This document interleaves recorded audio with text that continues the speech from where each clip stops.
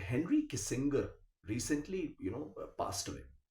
और ये एक इम्पॉर्टेंट पर्सनालिटी है अपने लिए, ठीक है। वर्ल्ड हिस्ट्री में हम लोगों ने जितना भी पढ़ा है, जो तमाम कॉम्पिटिटिव एग्जाम्स में क्वेश्चंस पूछे जाते हैं, उसकी हैसियत से अगर आप देखेंगे तो ये एक महत्वपूर्ण पर्सनालिटी है। इन्होंने अपने जीवन काल में कई महत्वपूर्ण घटनाओं में महत्वपूर्ण भूमिका निभाई है, ठीक है। तो मैं चाह रहा था कि इनकी मौत हुई है भाई, अभी देखिए 2-3 दिन पहले, तो करंट में अब इनके आसपास कई सारे न्यूज बनेंगी। तो मैं चाह रहा था कि मैं इनका एक छोटा सा जीवन परिचय, biography, I just put in front of you. इनकी काफी कंट्रोवर्शियल इंसान रहे हैं, काफी कंट्रोवर्शियल इंसान रहे हैं। 1923 की इनकी पैदाइश है, 1923 की इनकी पैदाइश है, तो तकरीबन 100 साल ये जिए हैं बेटा, जैसा कि तुम अंदाजा लगा सकते हो। ये बेसिकली जर्मनी में पैदा हुई है, एक ज्यूइश परिवार से थे, right. So you can understand 1933 में हिटलर पावर में आए। 1923 में ये पैदा हुए, यानी उस समय 10 साल के थे। 1938 में, 1938 में, जिस समय हिटलर का राज बहुत तेजी पे था, उस समय ये अपने परिवार के कुछ सदस्यों के संग पलायन करके, इमिग्रेट होकर के अमेरिका पहुंच गए। और वहां से इनका जीवन जो है एक अलग दिशा में गया। वर्ल्ड वॉर में भी इन्होंने पार्टिसिपेट किया, हार्वर्ड से इन्होंने पढ़ाई करी, और एक तमाम तरह से सफल इंसान बने। 1969 से लेके 1977 तक, 1969 टू 1977, ये इनके सबसे एक्टिव पीरियड रहे बेटे, राइट। हालांकि इन्होंने कंट्रोवर्शियल स्टेटमेंट देना हमेशा कंटिन्यू किया था, हमेशा जारी रखा था। बट अगर इनका एक्टिव ईयर देखोगे तो 1969 से लेके 77 तक ये थे, पॉलिटिकली सबसे ज्यादा एक्टिव थे उस समय ये बेटा। इन्होंने अमेरिकन राजनीति में दो भूमिकाएं निभाई हैं। एक तो इनको सेक्रेटरी ऑफ स्टेट बताया जाता है, which is akin to our external affairs minister, right. इसके अलावा इनको बताया जाता है कि ये एनएसए यानी कि नेशनल सिक्योरिटी एडवाइजर भी थे। और इनके पास एक और डिस्टिंक्शन है कि दो अलग अलग राष्ट्रपतियों के अंतर्गत इन्होंने ये दोनों ही भूमिकाएं निभाई, राइट। इन्होंने पहले निक्सन, रिचर्ड निक्सन, और उसके बाद जेराल्ड फोर्ड नाम के जो राष्ट्रपति हुए, उन दोनों के लिए ही ये भूमिका में काम किया। और 1960s और 70s का जो ये दौर था बेटे, ये बड़ा इंटरेस्टिंग और फैसिनेटिंग दौर था, राइट। हम लोग तो फैसिनेटिंग कह सकते हैं, ऑफ कोर्स जो उस समय जी रहे थे उनके लिए काफी शायद कष्टकारी रहा होगा। बहुत लड़ाइयां हो रही थी इस समय, तो उस समय इनकी जो रोल रहे, इनका जो कार्य रहा, उस पर बात करने का समय आ गया है।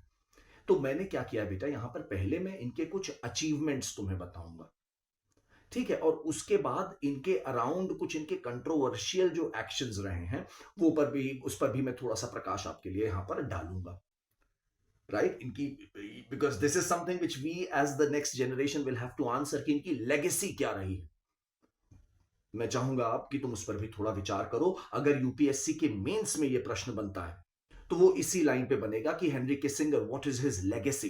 तो आपको उसमें एक बैलेंस्ड आंसर देना है, उनके अचीवमेंट्स भी बताने होंगे, और कहीं कहीं पर जो उनकी कमियां रहीं, जो उन्होंने बहुत ज्यादा कुछ अजीब सी नीतियां अपनाई, उसका भी जिक्र अगर करेंगे तो बल्ले बल्ले, राइट। आओ जरा बात करते हैं। सबसे पहले अचीवमेंट्स, जैसे मैंने कहा, तो पहला अचीवमेंट जो उनका बताया जा रहा है बेटे, वो ये बताया जा रहा है कि कोल्ड वॉर, जो शीत युद्ध चल रहा था दो सुपर पावर अमेरिका और यूएसएसआर के बीच में, इन लोगों के हालात बहुत खराब हो गए थे। 1962 में तुम लोग को मालूम होगा कि क्यूबन मिसाइल क्राइसिस भी हुआ था, right. And they were very close to a full blown out nuclear, all out nuclear war. But better sense prevailed, और उसके बाद हॉटलाइन बनी और धीरे धीरे चीजें सुधरी। जब इनका कार्यकाल आया 1969 में किसिंगर का, तो इन्होंने बेटे निक्सन के संग मिल करके एक पॉलिसी अपनाई, जिसमें इन्होंने यूएसएसआर के संग मिल करके कोऑपरेट करने की कोशिश करी। दिस टाइम पीरियड 1969 से लेके 79 का जो ये पूरा दशक है, इसको कोल्ड वॉर के इतिहास में बोला जाता है डिटेंट, DETENTE, डिटेंट, राइट। ये क्या दिखाता है कि इस समय थोड़ी सी रिश्तों में गर्माहट आई दोनों सुपर पावर्स के बीच में, दोनों कैंप्स के बीच में, राइट। हेलसिंकी अकॉर्ड्स साइन किए गए इस समय, हेलसिंकी अकॉर्ड्स इस समय साइन किए गए, और कई जगह पर सॉल्ट की ट्रीटी साइन करी गई, बेसिकली स्ट्रेटेजिक आर्म्स रिडक्शन किया गया। तो इसकी first round of treaties sign करी गई। तो उसमें जो है उन सब चीजों में इनकी महत्वपूर्ण भूमिका हम लोगों को बताई जाती है डिटेंट में। That is one achievement of his that we should keep in mind. Second achievement जो है वो ये है बेटे कि इन्होंने और निक्सन ने मिल करके बहुत मेहनत से और बहुत हिम्मत से जो पीपल्स रिपब्लिक ऑफ चाइना है, पीआरसी, उसके संग संबंध स्थापित किए। Let me give you an understanding, तब तुम्हें थोड़ा सा बात ज्यादा और समझ में आएगी। मैं हर चीज को थोड़ा थोड़ा समझाऊंगा, अभी केवल बोलूंगा नहीं, समझाने की भी कोशिश मेरी रहेगी, ठीक है। तो जो जो इवेंट मैं बताऊंगा उसके बारे में तुम्हें थोड़ा थोड़ा जरूर बताऊंगा, ठीक है। तो जैसे यहां पर मैं तुम्हें कह रहा हूं कि बेटा ये जो इवेंट रहा, पहले समझो जरा, चाइना में सिविल वॉर हुई है। एक इसके दो पार्ट, मतलब दो साइड्स थे चाइना की जो सिविल वॉर हुई है। एक लंबी 1927 से लेकर के 35 तक हुई। फिर उसके बाद जब जापान अटैक कर पड़ा तो इन लोगों ने सिविल वॉर रोक दी, जापान से लड़ने लग गए। और जब जापान बाद में फाइनली हारा 45 में न्यूक्लियर बॉम्ब गिरा करके, तो सिविल वॉर फिर से चालू हो गई और 49 तक चली। दो गुट थे इस सिविल वॉर के, एक था Kuomintang Chinese National Party under Chiang Kai Shek, और दूसरा गुट था इसका माओ जेडोंग की कम्युनिस्ट पार्टी। अमेरिका जाहिर सी बात है कुओमिंटांग को सपोर्ट कर रहा था।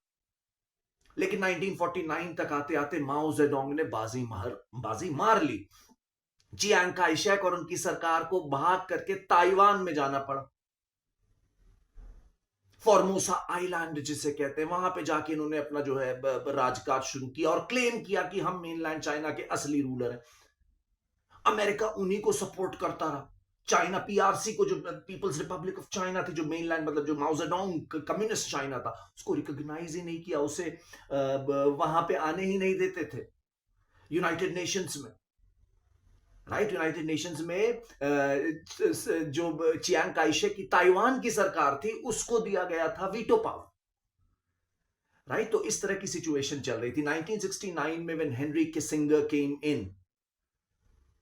राइट, उस समय से फिर इन्होंने PRC, People's Republic of China, communist China के साथ इन्होंने अपने संबंध बेहतर करने की कोशिश शुरू करी।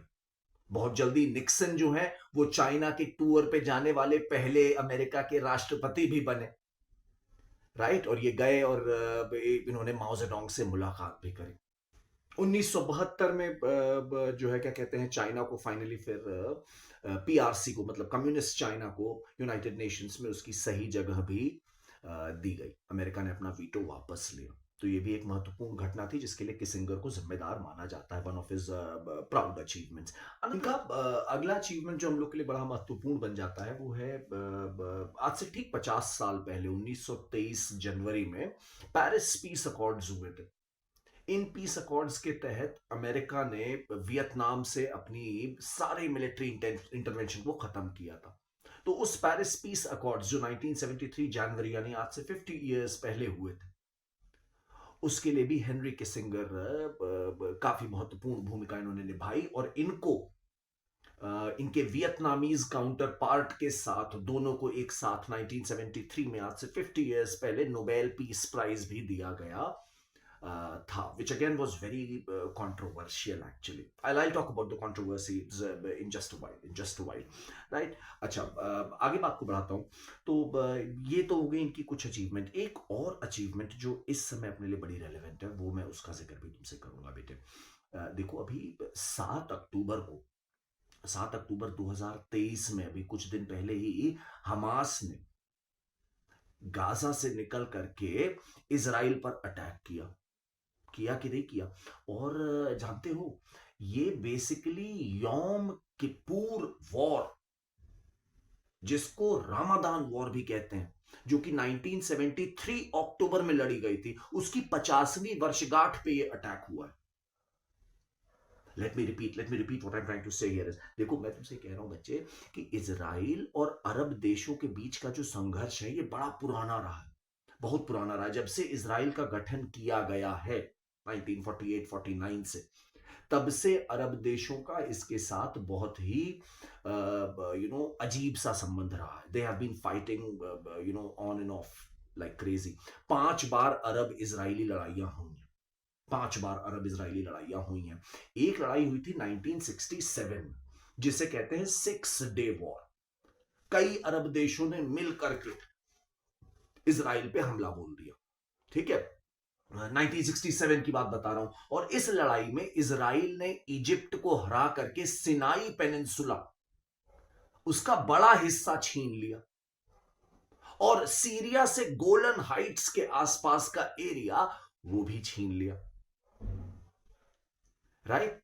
इसका बदला लेने के लिए 1973 में, यानी कि आज से 50 साल पहले, 6 अक्टूबर को यौम किपुर, जो कि एक ज्यूइश फेस्टिवल है और जो कि रमदान के महीने में पड़ रहा था, तो बेसिकली दोनों पार्टियां देखो, एक तरफ मुसलमान थे, एक तरफ ज्यू थे। ज्यू मनाते थे यौम किपुर और मुस्लिम्स मनाते थे रमदान। तो दोनों को लगा कि यार लड़ाई तो होगी नहीं, सब अपना अपना फेस्टिवल मना रहे हैं, तो दो इसी का फायदा उठा करके अटैक कर दिया अरब फोर्सेस ने।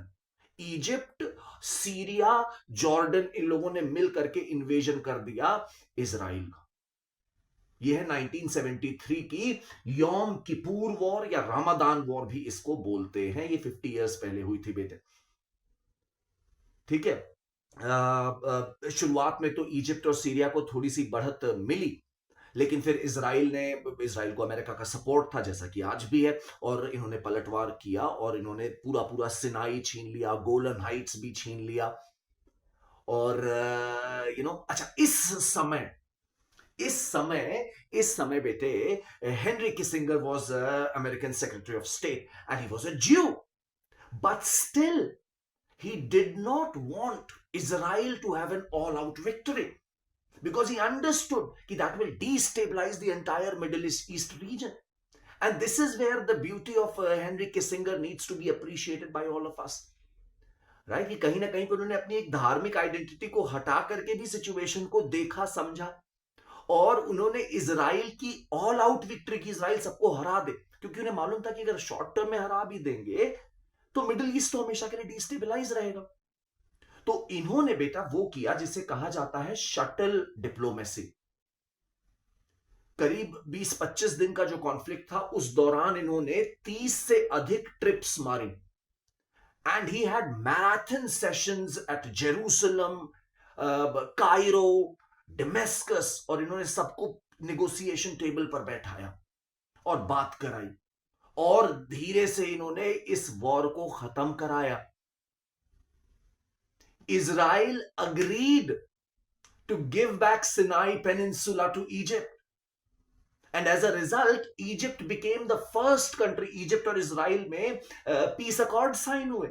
Egypt became the first Arab country to officially recognise Israel's right to exist, right. और ये भी बड़ा मजेदार एक कारनामा था, जो हमको हेनरी किसिंगर के नाम के साथ जरूर याद रखना चाहिए, इनकी शटल डिप्लोमेसी, राइट।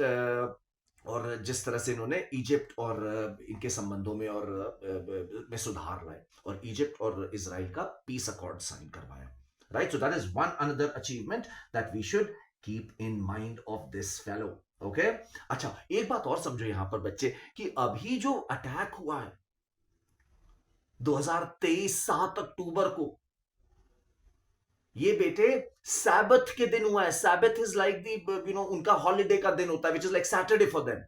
सैटरडे को जैसे हम लोग संडे को छुट्टी करते हैं, वैसे उनके लिए, मतलब क्रिश्चियंस के लिए संडे होता है, राइट।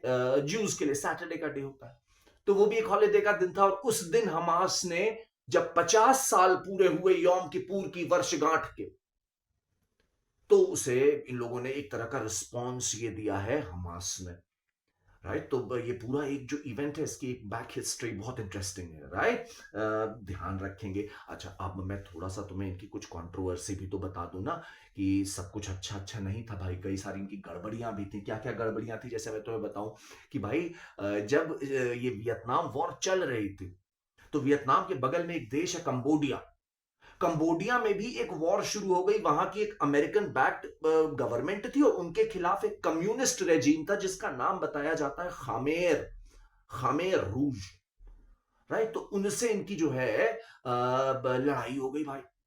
और कई सारे जो वीटकॉन्ग्स थे, यानी वियतनाम के जो गोरिल्ला फाइटर्स थे, वो कंबोडिया में भी जा जाके छुपते थे। तो इन्होंने कंबोडिया पे एरियल इन्वेजन करवा दिया आपके सिंगर ने। 1970 से लेके 73, 3 साल कंबोडिया को भी बॉम्बार्ड किया है वियतनाम वॉर के दौरान। तो ये इनके करियर का एक बहुत काला मार्क भी बताया जाता है। और इसके बावजूद इनको 1973 में, मैंने तुम्हें बताया, कि नोबेल पुरस्कार भी मिला।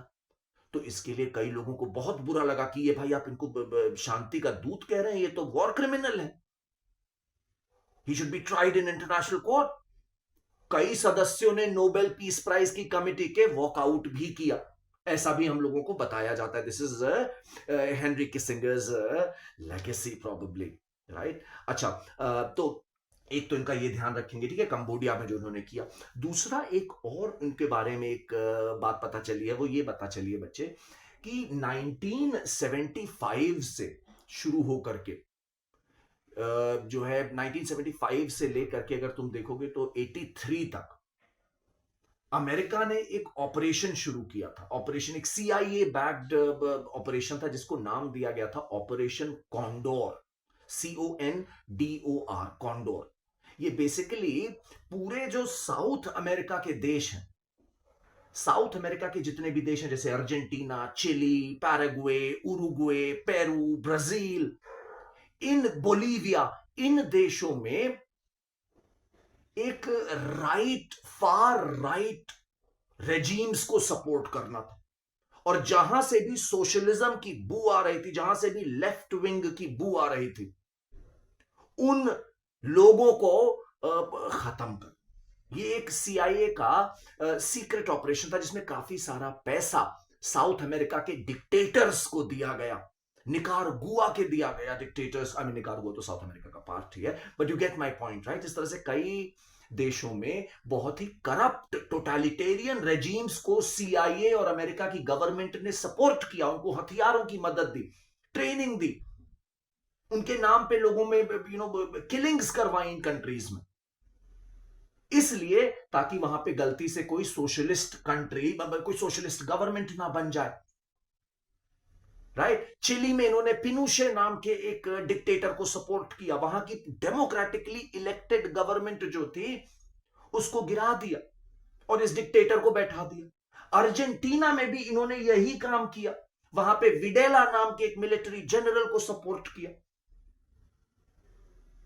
राइट। तो ये हेनरी किसिंगर के लिए एक और बहुत बड़ा दाग है, कंट्रोवर्सी है उनके करियर पे, कि something which he will, I am sure, will not like to be reminded of publicly, right.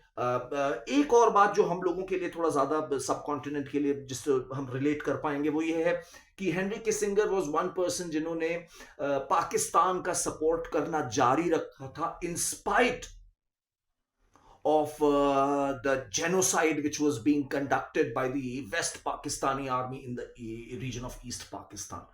तो जो बंगालियों को अब जेनोसाइड हो रहा था, उसके बावजूद इन्होंने वेस्ट पाकिस्तान को सपोर्ट करते रहे थे, उनको जो है हर तरह का समर्थन देते रहे थे Henry Kissinger. This is considered another blot on his prolific career, right. हमेशा उनके बारे में मतलब जो क्वेश्चन होगा वो शायद यही होगा कि ये एक रियल पॉलिटिक के मास्टर थे।